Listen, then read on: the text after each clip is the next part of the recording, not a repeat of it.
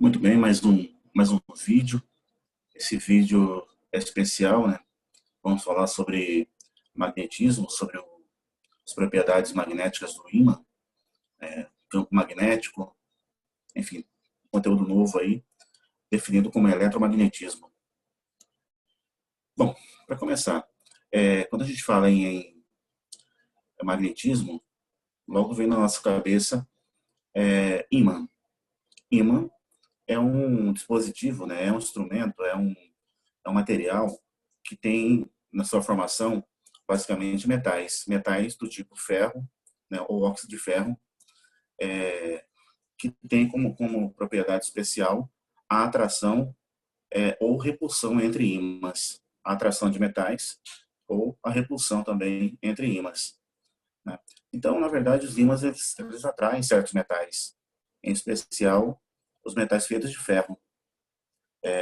Ele não atrai alguns metais como cobre, como alumínio, né? Então a gente vai entender por quê, né?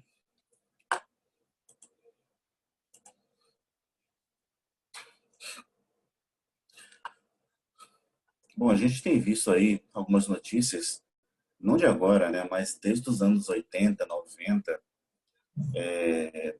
a introdução de certos transportes que costumam flutuar sobre os trilhos, né, são os trens flutuantes, né? Por que eles flutuam, né? Então a gente vai tentar descobrir a partir de agora, né? São aqueles trens de altíssima velocidade, conhecido como trem-bala, né? Então eles praticamente flutuam sobre os trilhos, eles não tocam nos trilhos. Então, a gente vai tentar entender isso no final dessa explicação. Bom, para começar, vamos falar sobre os ímãs então, né? Bom, ímãs são corpos que apresentam fenômenos notáveis, denominados fenômenos magnéticos, sendo os principais, como eu falei para vocês, eles atraem materiais feitos de ferro. Aqui nós temos um exemplo, a chamada limalha de ferro. Limalha de ferro é o pó de ferro. Então, se a gente for em serralheria, por exemplo, aquelas fagulhas de ferro que a serra, né, quando vai cortar o ferro, libera, aquilo ali é uma limalha de ferro, mais conhecido como ferro fundido. Então, se a gente colocar a limalha de ferro próximo do ímã, a gente vai ver formações bem interessantes em torno dos ímãs. São chamadas linhas de campo, né? Então, nós temos aí esses materiais aderindo, principalmente nos polos dos ímãs. O que são polos? Bom, são locais onde se concentram a maior quantidade desses materiais. Perceba que no meio do ímã não há concentração desses materiais. Então, somente nos polos que concentram esses materiais, certo? Por que nos polos concentra a maior quantidade de material? Por causa da grande concentração de campo magnético que existe nos polos, ok? Outra coisa interessante, se a gente pendurar um ímã, né, pelo fio, bem no meio, né, pendurar no fio, esse ímã ele vai começar a girar e vai parar alinhado. Alinhado com o quê? Alinhado com uma linha imaginária que existe na Terra, né? Que seria uma espécie de meridiano, né? Então nós temos aqui o norte geográfico e o sul geográfico, certo? Então aqui nós temos praticamente a introdução, né, de uma bússola. Então a gente consegue produzir uma bússola manualmente, né? Então nós temos um polo sendo dirigido para o polo norte geográfico, né? E outro polo sendo dirigido para o polo sul geográfico, né? Então a questão é essa, a gente vai tentar entender como é que funciona isso. Bom, diante desse experimento, a gente pode concluir então que o polo norte é o lado que fica na direção do norte geográfico e o polo sul é o lado que fica na direção do sul geográfico, certo? Então os nomes, né, são dados dessa maneira. Nós não sabemos, se a gente pegar um ímã, quem é polo norte e quem é polo sul, a não ser que a gente faça um experimento para descobrir qual seria a direção do alinhamento, né, desses ímãs. Então, a princípio é isso. Consideramos, então, que o Polo Norte está dirigido para o norte geográfico da Terra e o Polo Sul para o sul geográfico da Terra.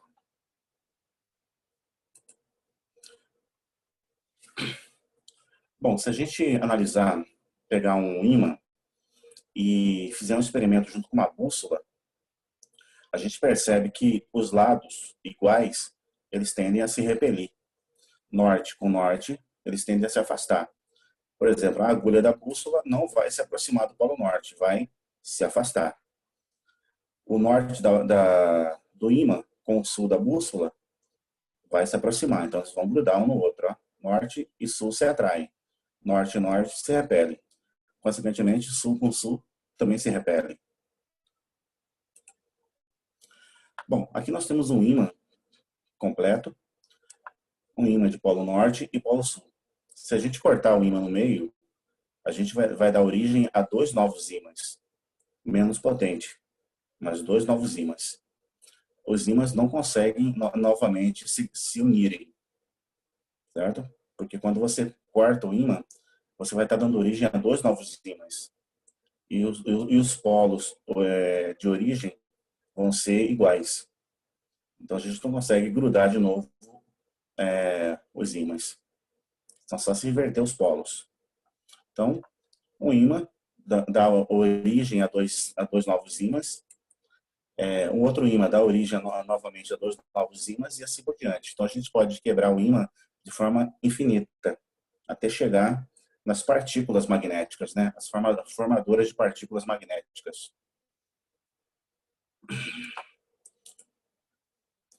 Bom, nós sabemos então que existe uma espécie de campo magnético em torno dos ímãs. Quando a gente aproxima um ímã do outro, a tendência é que esses ímãs se atraiam ou se repelem. Então, o norte de um ímã com o norte do outro ímã tende a se repelir. O sul de um ímã com o sul do outro ímã tende a se repelir. Entre esses ímãs existe um campo magnético. Agora existe o campo de atração. A atração ocorre entre norte e sul, ou seja, polos opostos se atraem. Certo? E, então, o campo magnético está exatamente em torno de um ímã. Né? Então, vai depender da intensidade também, né, da intensidade do campo magnético que a gente está trabalhando. Né? A intensidade do campo magnético é um número, é um valor numérico e é dado por essa letra, a letra B. Se eu estou falando de intensidade de campo, eu estou falando de vetor.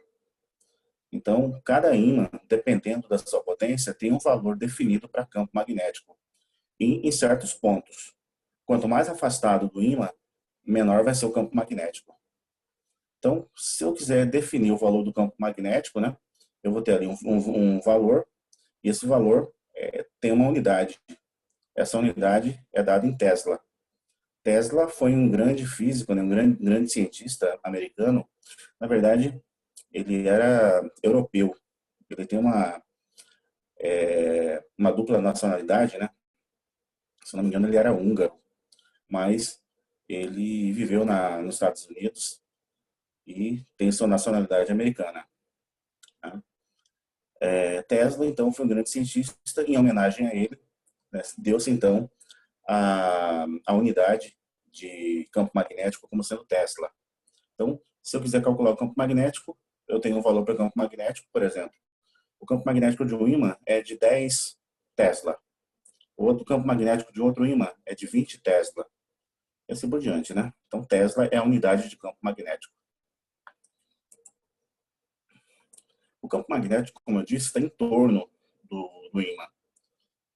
Por convenção, nós falamos que o campo magnético sai do Polo Norte em direção ao Polo Sul. Cada ponto que eu pegar nesse campo magnético, eu vou ter um campo magnético diferente. Aqui eu tenho um campo magnético, aqui eu tenho outro, aqui eu tenho outro, aqui eu tenho outro, e assim por diante. Os campos magnéticos variam de acordo com a distância com relação ao ímã. Se eu tenho aqui um ímã em forma de U, né, provavelmente você já deve ter visto esse tipo de ímã, o campo magnético entre os polos vai ser o que nós chamamos de uniforme.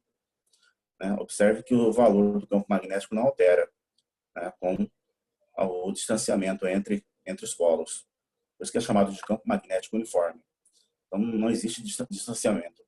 Comparado, por exemplo, com esse aqui, ó, né? O campo aqui é um, o campo aqui é outro, o campo aqui é outro, e assim por diante. Ok? Bom, falamos de ímã, então a gente vai falar agora sobre o campo magnético terrestre, né? Como assim campo magnético terrestre? Bom, o campo magnético terrestre é o campo magnético da Terra. A Terra é considerada um grande ímã. Por que é um grande ímã? Porque a Terra tem no núcleo, né, um núcleo plasmático, um núcleo, digamos assim, líquido. Tem rocha derretida dentro do núcleo, né? E a Terra rotaciona. Pelo fato da Terra rotacionar, esse líquido, né, denso que fica no centro da Terra, ele entra em atrito com a crosta terrestre. O atrito produzido, né, pelo núcleo, né, da Terra com a crosta terrestre vai gerar eletricidade. E essa eletricidade gera campo magnético. Então a Terra é um grande ímã pelo fato de que ela rotaciona. Ela rotaciona e translada também, né? Então a Terra está sempre produzindo ali seu campo magnético. Bom, é exatamente por isso que existem as bússolas. As bússolas se orientam através do campo magnético da Terra, né? Então por isso que existe ali o eixo, né, da Terra, e esse eixo, né, foi descoberto no final do século retrasado que esse eixo não é exatamente reto como a gente pensava, ele é inclinado. Então nós temos ali o meridiano, que é o meridiano central, o meridiano de Greenwich. Se a gente pegar como base esse meridiano, vai traçar uma outra reta por ele, que é uma reta inclinada. Essa reta inclinada é que define exatamente a direção e o sentido de uma bússola. Observe como é que fica. Aqui nós temos o eixo central da Terra, que é o meridiano de Greenwich, certo? E essa reta inclinada mostra que a Terra ela é inclinada, né, comparando com seu eixo. Então existe um certo grau de inclinação, né? Então nós temos ali os dois polos, né, polo norte e polo sul. Mas aqui a gente percebe que o norte do ímã está para baixo e o norte da Terra está para cima. É natural, são convenções, né? Por quê? Nós sabemos que a bússola apontada para o norte, né? A bússola apontada para o norte, na verdade, é o seu sul que está sendo apontado, porque sul com norte se atrai.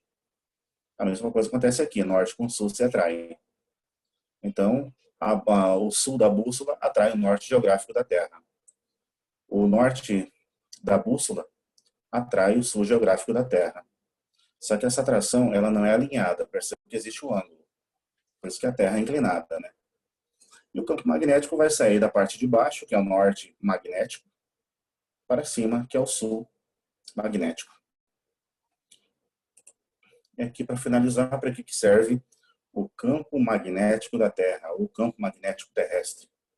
Bom, o campo magnético da Terra, a gente percebe que a Terra é pequenininha, está aqui, e o campo magnético da Terra é tudo isso aqui. Para que serve?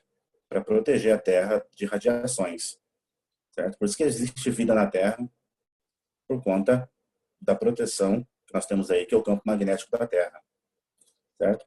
O Sol, ele está a todo momento emitindo radiação, principalmente quando explode. Existem explosões nucleares a todo momento no Sol e emitindo aí radiação. Essas radiações, elas não conseguem chegar na Terra por causa do escudo, o escudo protetor da Terra, que é o campo magnético. Parte dessa radiação, observe o seguinte, a parte dela penetra nos polos, parte dela, e a gente consegue ver isso. Por exemplo, quem mora lá no Polo Norte vê essa radiação penetrando em forma de aurora boreal.